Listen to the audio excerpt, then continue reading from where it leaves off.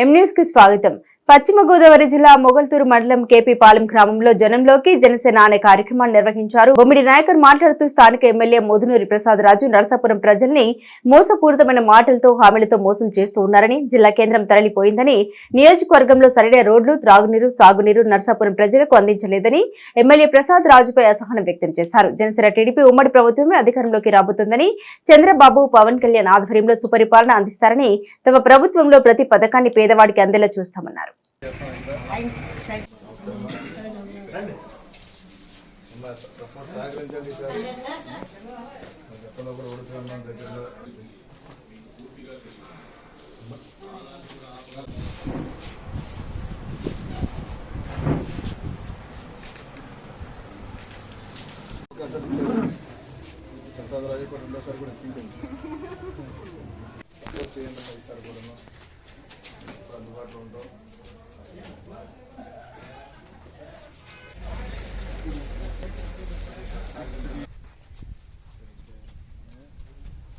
Support చేయండి. మీకు చేసి పెడతాను.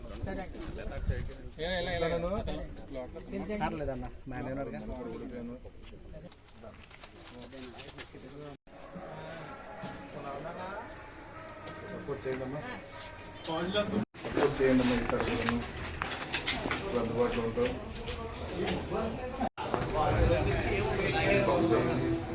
Sure, Janasena kami. No doubt in అందులో. Sure.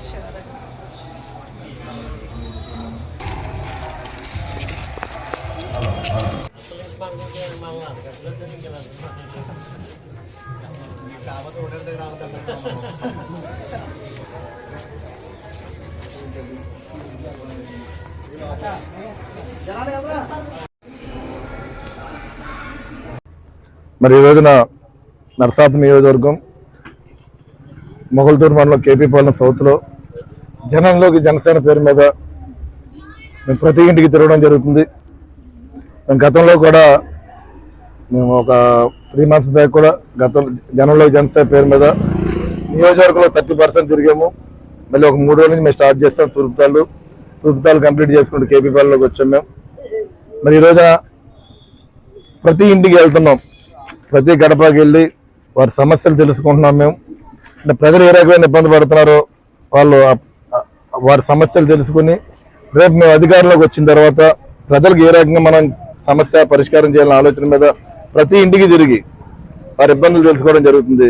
నిజంగా వారు చాలా ప్రాబ్లం చెప్తున్నారు. ఏదైతే ఈ ప్రభుత్వం వల్ల ప్రజలు నష్టపోయారో, లేకపోతే ఈ ప్రభుత్వం వల్ల పథకాలు ఏదైతే రాకుండా ఉన్నాయో, అంటే వాళ్ళు చెప్పేది ప్రధానంగా త్రాగునీరు సమస్య చాలా దారుణమైన పరిస్థితి.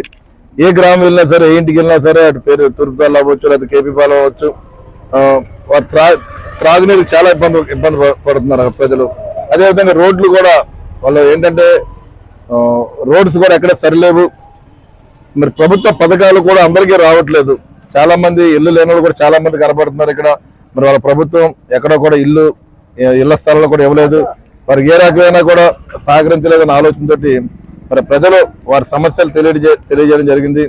మేము ఒకటే చెప్తున్నాం, మరి జనసేన పార్టీ, తెలుగుదేశం పార్టీ నుంచి రాబోయే రోజుల్లో మీరందరూ కూడా అవకాశం కల్పించండి మాకు.